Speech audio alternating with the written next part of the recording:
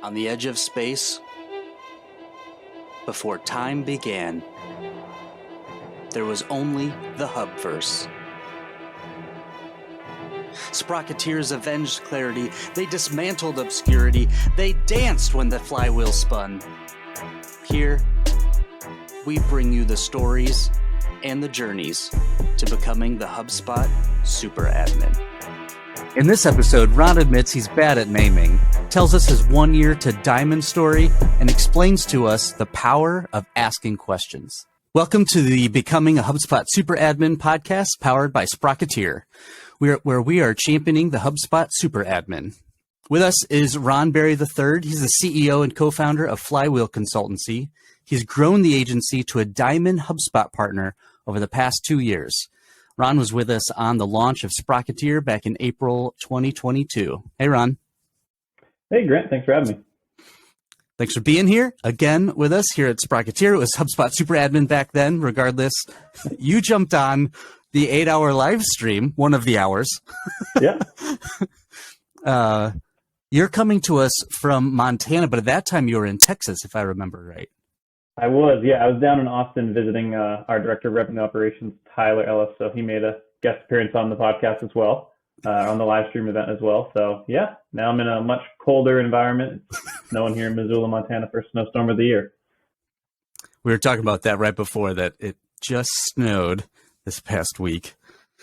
What is it? We're recording in November, beginning of November, 2022, and I haven't here in the Midwest hit, or in Indiana rather, had any of the snow yet, but you guys have. Yeah, getting hit with it here this week, that's for sure. It's great to talk to you again now that you've grown the team. What it's been, let's say that was April. It's been May, June, July, August, September. Yeah, been about October. 6 months. Been like 6 months. Yeah. A lot has happened. Inbound yeah. 22 happened. Got to meet you IRL at Inbound. Yeah. Fantastic. Got to meet Tyler at Inbound. Fantastic. And now we get to actually hear a more in-depth story. Flywheel. Jeffrey has been very active in Discord. Thank you, Jeffrey. And Flywheel has just been a huge supporter of Sprocketeer. So I know, Ron, we're getting to your story. I just wanted to thank you for leading that charge. I appreciate it. Yeah, definitely. We love the community. It's great to see and hear all the stories of other HubSpot admins out there, because at the end of the day, that's where we live and breathe is the HubSpot CRM. All right. Soft toss here. What's your favorite HubSpot tool and why?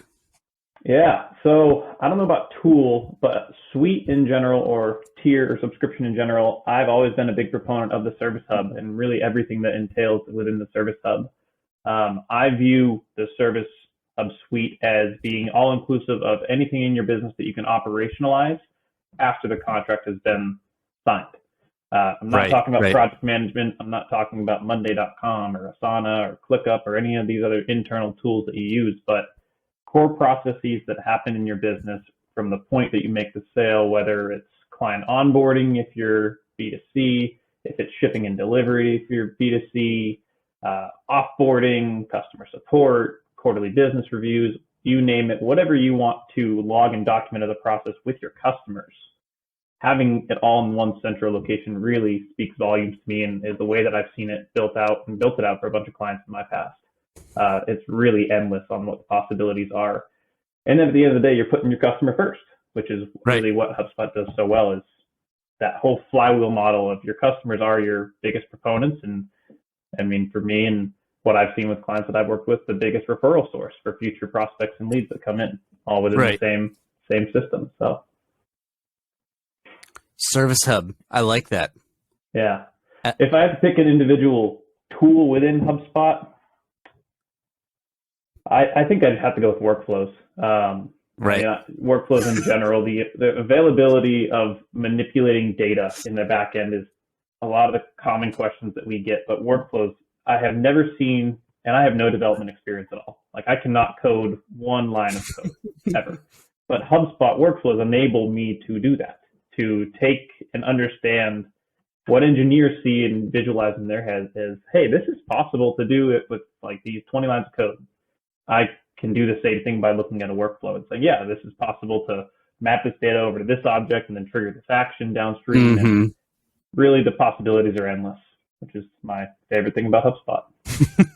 It is crazy that you have so much tooling, control, so much capability with the workflows. It's a common answer, and to HubSpot's credit, they've done an amazing job. Yeah. Your depth of reasoning on your why for the service, I really enjoyed that. The focus might so often be that there's these great tools on the front end for marketing and sales and what have you. It's also, though, an amazing tool for once you have a customer, all of the things that are happening now that they are a customer and you have this relationship going. I really loved the focus there because it, like you said, the flywheel really is all about that. That is how you get that, like the last 2/3 or the last third, maybe. Yeah. And I actually just went through, and I was telling you beforehand, took a whole bunch of the HubSpot certifications recently on the Academy, and I ended up taking the service software certification as well, Service Hub software. And a lot of the questions and points were really just talking around it in a traditional, like this is your service suite, kind of like a fresh desk or a fresh service Zendesk tool. And I noticed in the Academy and the certification, there was not a lot of documentation on, hey, you can also use to ticket pipelines to do X, Y, and Z.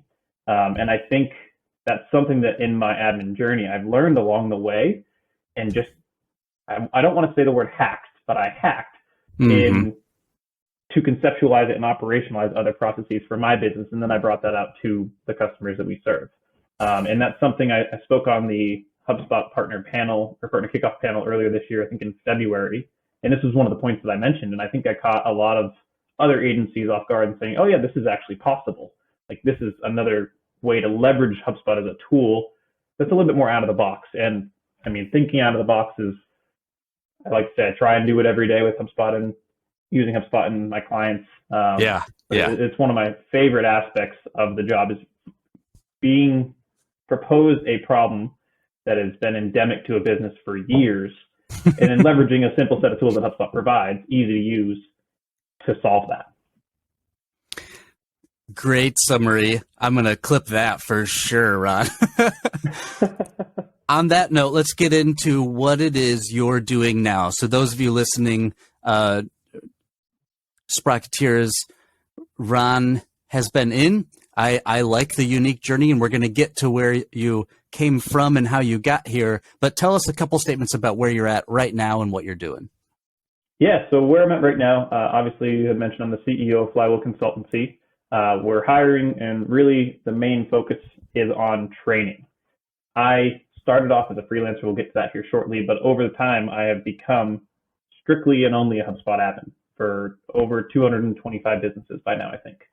And what I found, and what I've noticed in the Sprocketeer community as well, there is a lack of people out there that are extremely well versed in HubSpot as a tool across the sales, marketing, service, operations, and even the CMS platform. And to be frank, I don't touch the CMS platform at all. But there's a lack of depth in this software and software expertise as a skill in the market currently.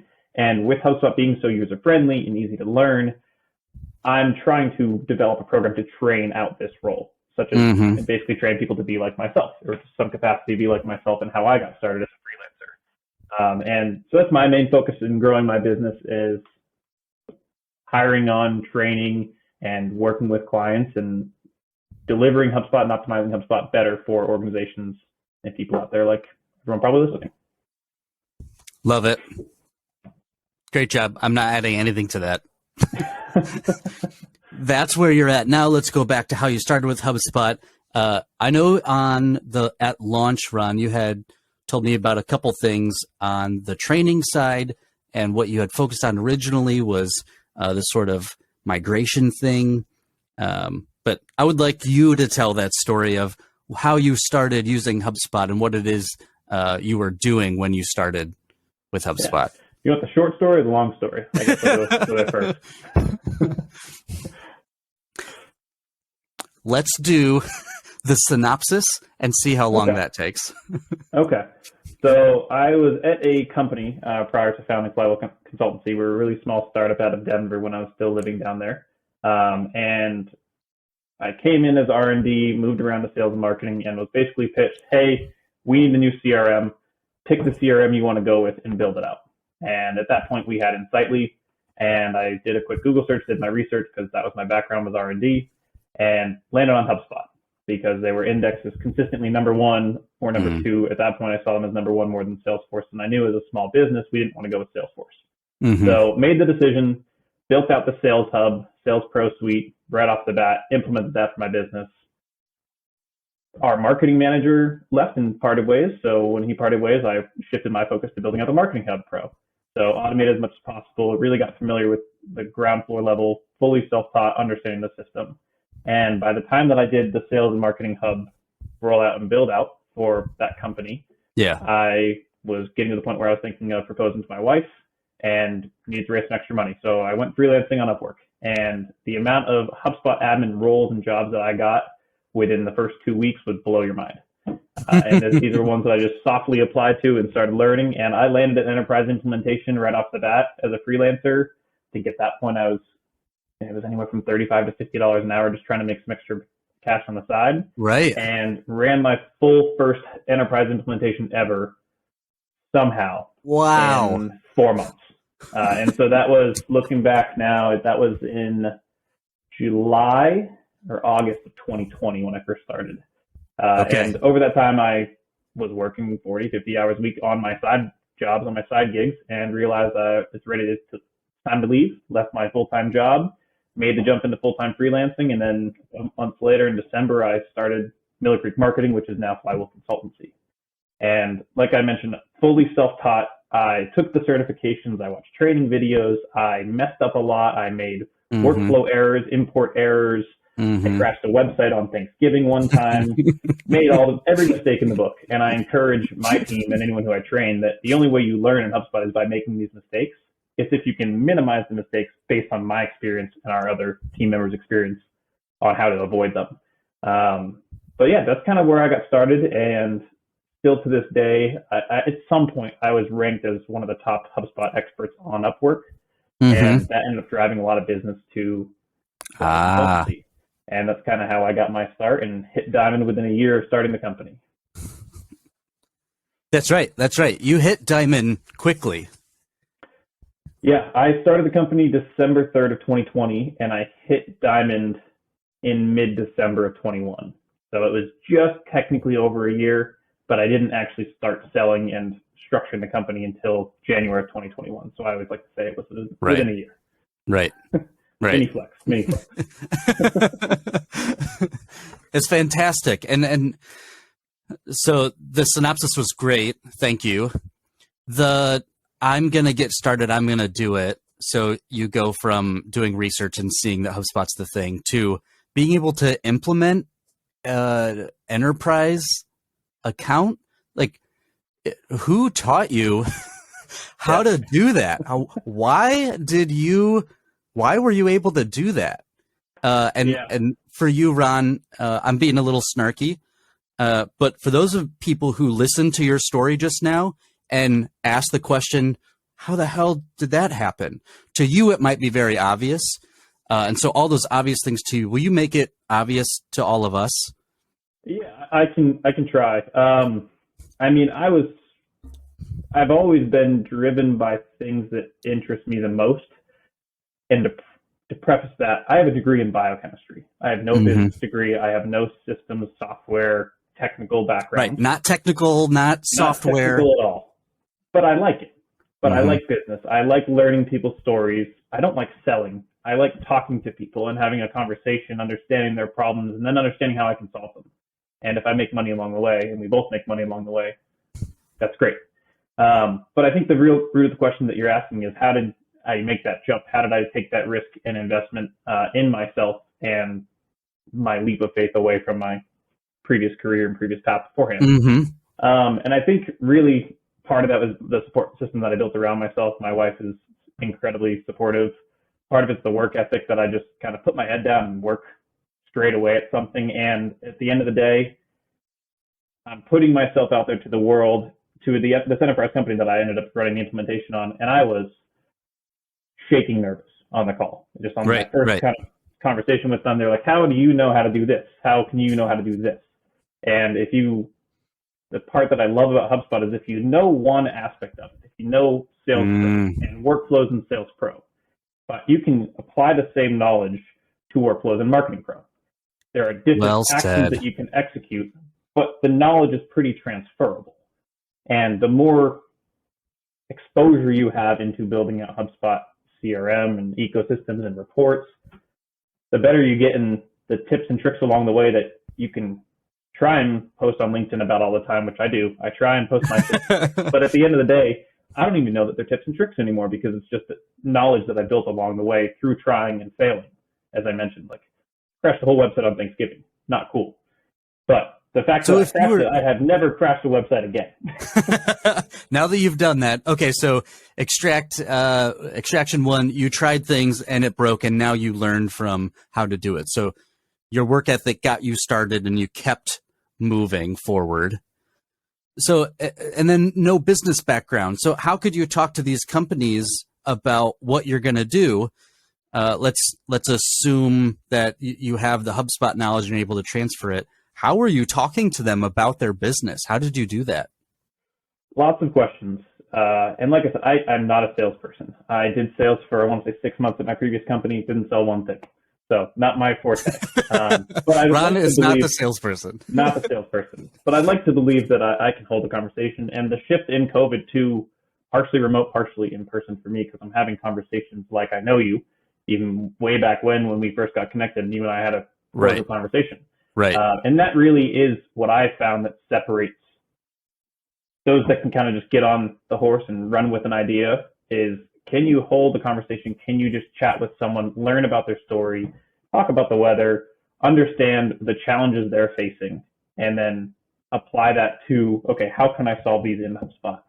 Like we have maybe an issue with our sales team recording calls and like logging their information. Well, what's causing that? Is it the tool is difficult to use? They don't know how to use the tool and leverage it properly, or you're building in 10 hoops and obstacles in here that they need to jump through to get to the solution. And yes, every business is different. Every HubSpot CRM implementation or reconfiguration is different, but at the core, they're all using the same tool and they want to grow their business. And when you can understand options that they have along the way, it makes that conversation so much easier. And again, I was shaking nervous on my first call. I didn't know any of this, and it was more of just, let's take the risk and let's dive in and we'll figure it out along the way. Having a simple conversation can lead to implementing solutions. It's a simple concept, Ron, but when you outline the fact that they're going to talk to you about their business, they're that expert, you're going to ask questions over and over again to extract out the core of the problem, like you just said, be it the phone call system or the process. And then all you're now doing is translating those solutions into the HubSpot solution using the knowledge you have in HubSpot. Yeah. And especially when I first got started, I Googled everything. Like I Googled things, I looked on YouTube, I chatted with HubSpot support. And sometimes it'd take me 3 different support reps to get my answer. And it's really just spending the time and building your knowledge base of this is what's possible, this is what's not. And understanding that what you do for one company or one industry or one vertical is going to be applicable across others. Okay, we have where you are, we have where you came from. Talk to us about some milestones, Ron. When you look back, talk to us about some milestones in between. Yeah, definitely the first day I started the company. The reason I started the company, I know this is kind of not really a milestone, but the first day I started the company, I had 24 hours to build my website and launch it to lock in my spot as a solutions partner in HubSpot. Because I had a commission deal coming in. I was closing, I think, a sales professional and a marketing starter. And at that time in HubSpot ecosystem, you didn't get credit for marketing starter. So I closed the sales professional suite and rolled it out. And they were signing the contract the next day. And in order to get lifetime commission for that, I needed to have a functional website. I already had my LLC. So I launched my website on Wix, 4 or 5 pages to meet the bare minimum and hit it within that 24-hour deadline. And still to this day, I get that commission or that lifetime payout from that customer that I onboarded. Wow. Because they went on to raise 20 million Series A. Like, they're growing because we implemented their system cleanly, and they're scaling because they have an awesome product. That's amazing. Ron. Yeah. And so that same day, I had to buy website Sales Pro, and I sold enough to cover my initial subscription. And at the time, I've only ever put $2,000 into my business to start it up, and that was my expense. Is I need to pay for 1 quarter of HubSpot Sales Pro, right? But I break even the next quarter. And in my head, I was like, "This is a huge risk. This is moving way too fast." But that is what, to me, made me make the jump from being a freelancer to a business, and that's my number one milestone for me. The urgency that created around having everything set, all of a sudden turns over to this is now a commitment. It's not just a one-off project now. Exactly. That makes a lot of sense, Ron, that the commitment of the project extended beyond the right now that you then. Yeah.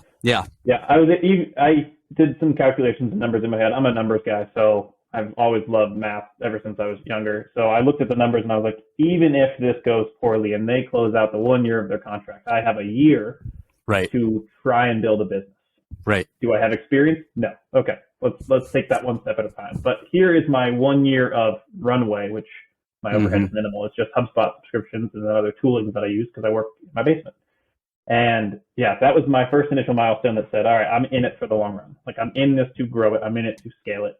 And then kind of a nice story after that is in March. I believe it was March. March 2021. March of 21. Yeah. Heard. I made the decision that this is not going to be just me, because there are a lot of HubSpot admins out there, and I have all the respect in the world for them that run either their sole proprietorship or their solo business or just as a freelancer, and they work when they want to work and they do it and they do a great job. I made the decision that I wanted to grow it into something bigger than myself. So I hired Jeffrey, and whoever's listening probably is aware of Jeffrey Delwich. Shout out to him. He has done a great job in engaging the Sprocketeer community and really being the face of Flywheel out there for us, which I super appreciate. Agreed. If you're on Discord, Jeffrey is on Discord. He's the one posting all the GIFs each day. Thanks, Jeffrey.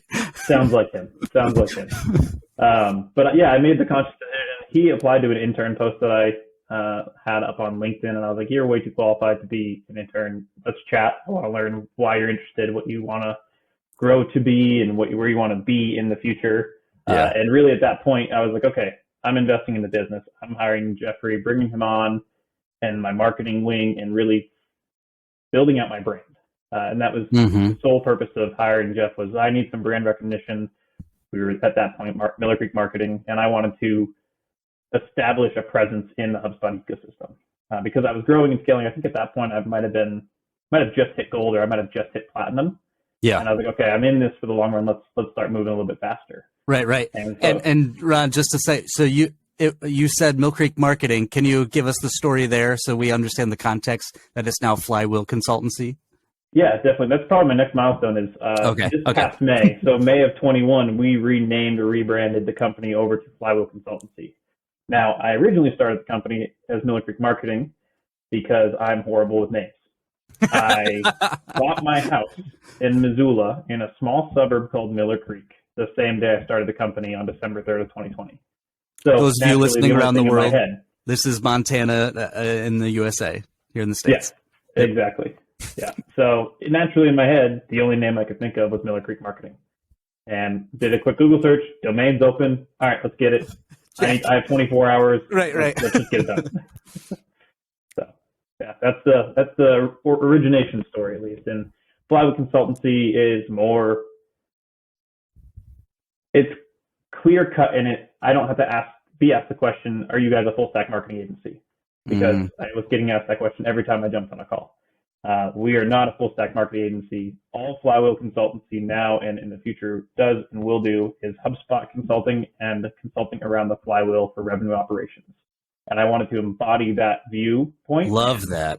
How we strictly do HubSpot work. HubSpot doesn't own the flywheel model, but they promote it and endorse it and preach it as I do, an ideal way to run your business through the power of revenue operations. And what better tool to use, in my opinion, than HubSpot? Well said. So then we go to the rebrand. You've hit Diamond at this point, right? Correct. Yeah.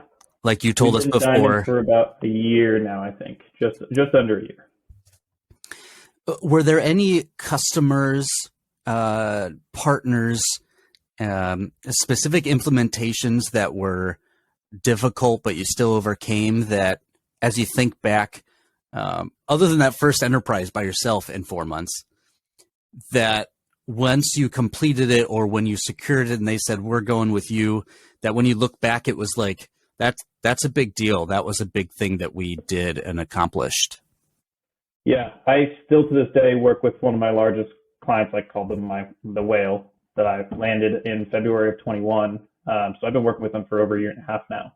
And they, not single-handedly, but they have had a large impact on my availability to hire, to train, to onboard additional employees, and to quote unquote perfect my process of onboarding. They're a very, very complex Salesforce to HubSpot migration. And a lot of that has to do with deprecating their 7 years worth of code base for their operations, their finance, their customer service, their sales teams, marketing through other platforms, all that's built in the code in Salesforce. Yeah. Finding a way to unpack that with their product and engineering teams, because obviously I can't do all of that on my own, and bring that all over to HubSpot and really serve as the HubSpot expert for their business. So any questions on where things are located, where things live, the logic behind them, why we built them a certain way, is all in my head. And just because I've learned it through the process with them. And they've been the most impactful client that I've had historically, because I've been able to learn and test so many new things out. Because it's more of a product engineering vibe rather than a sales and marketing vibe. Right. And honestly, that's something I didn't expect to ever come across being a HubSpot admin, because you do work with sales and marketing teams largely, but then also engineering and product need to be looped in at these larger enterprise builds, and IT and all that. So yeah, it really opens up the realm of possibility of where HubSpot has its impacts and touch points on a business. Gotcha. All right. So in between some milestones along the way, now talk to us about some people. So let's go back to the beginning. And as you think back to the past couple of years here, who are some of the people specifically, call them out by name, and maybe give us a story about how they were either impactful or you're just grateful that they were part of your journey here so far? Yeah. One of my first clients, he ended up finding me on Upwork, reached out through LinkedIn, I believe, when I was in Denver still, back in 2020. He reached out and said, hey, I got a passion project and idea of a new business that I'm starting up. I want you to do my HubSpot implementation. And looking back, the revenue and the money that I generated from that business was so small. But his name is Ryan Mull, so shout out to Ryan Mull here. He has been able to consult with me, give me ideas, recommend areas to focusing and actually growing out the business rather than growing out my HubSpot skills, whereas I would have none. Like I said, I don't have a business background, but he is in the private equity space, or he was in the private equity space, has started a handful of marketing agencies in the past beforehand as well. And I was able to feed off of what he was providing me to grow a stable, profitable business, fully bootstrapped. And I think without him, I wouldn't be here today. My business wouldn't be here today at this point. I wouldn't have a team of 7 around me, and I could still be freelancing, honestly. And just kind of running on my own. And so, yeah, huge shout out to Ryan Mull. He's been instrumental to my business ever since day one. Shout out, Ryan. And yeah, couldn't be here without him. So often we have, I love that. It's because what I'm thinking back to, Ron, is you had your answer about where you're at is having conversations with people. And that also led into how you started without all of the knowledge beforehand. And all of a sudden now, because you're having conversations with people, and that's just true, then when you have a client like Ryan then you're naturally just going to understand his business and what he does. And so you're going to absorb, like you just said. So that's the beauty of, that's the beauty of working as a HubSpot admin, as a consultant. You learn so much about business, no matter your role, whether you're in sales, marketing, wherever you start from, you learn the intricacies of every part of a business. And because that's your job, that's half the job, half the job. Tell me about how you operate. Tell me about your sales process. Tell me about how you ingest leads. Tell me about your website. Tell me about how you deliver whatever your service is. Tell me where you fall short. Tell me where everyone cuts out. Where do they drop off? Yeah. Yeah. And so you end up shifting in part of the rebrand as well. As we rebranded because we wanted to have that idea of being either a business consultant or a revenue operations consultant as well. Because when you're an admin, you understand the system and the business. And it's a very hard thing to grasp both of. But when you do understand it at a very high level, you're allowed to do so many more things with HubSpot as a tool and launch and scale and grow a company, because at the end of the day, you're an expert in their business as well as your own. Love that. Well said. Well said. So Ryan's one. Did you have other people you wanted to mention? Yeah, I definitely want to shout out my wife. Her name is Kaylee Berry. She has really been my rock since day one. I wouldn't have been able to even start the company and take the risk without her, mainly because I was trying to buy her an engagement ring, but also the financial stability, emotional stability, and all of that around. We've made a lot of decisions together to prioritize our careers and right now focus and kind of hone in on, you know what, from these hours a day, we need to be sitting in our basement. Her office is right behind me, and just grinding away at work, because that's what is important to us right now. And really focusing into our careers. She likes to say that she wishes that she can get a kickback for all the times that I say, oh yeah, my wife is a product owner, so I understand your engineering and product difficulties, because I bring that up a lot on discovery calls when I know that there's some sort of engineering aspect. So she's definitely been a knowledge resource and a personal resource for me throughout this entire journey. So. Thanks so much for including people who are close to you personally. So often it's easy to forget that we're a whole person and we have two sides to us, and many sides to us rather. And it's important to include those who support us regardless of what side we're talking about. Yeah, definitely. So do you just patch the wall when she punches it through to shut you up? Do you just patch it, or is there a access door? We just got a drywall patch on the other side of that door, but it wasn't for the reason you think of. All right, we've come to the final question here, Ron. 10 years from now, 2032, Ron Berry III, 2032, is standing in front of you. What is he doing? What is he saying to you? What is he telling you to keep doing? What is he reminding you of? What does he say stop doing? Give us a picture of Ron 2032 and what he'd be doing and saying to you. Yeah, typically I like to run off of 3-year timelines. So where am I going to be in 3 years? So I don't really think about the 10-year too often. But it's really funny, I'll be two pathways and they're completely separate. I'll either be away in a cabin somewhere with my family, just thinking about nothing related to business and just enjoying myself on land, or I'll be the completely opposite and still in business, trying to run my own thing or be a part of something larger and bigger than myself. I alluded to that earlier. That's always been something that I strive for, is to create or be a part of something that is bigger than just one person. And right now it is Flywheel. It's being a part of the admin community. It's learning and improving and making businesses more efficient.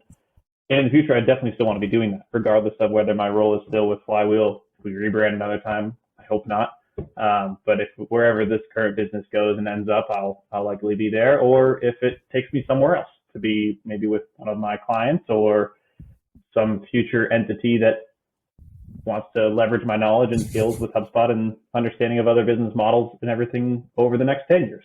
So it could be, at some point in my life, there will be a split in the road that I will make that decision on.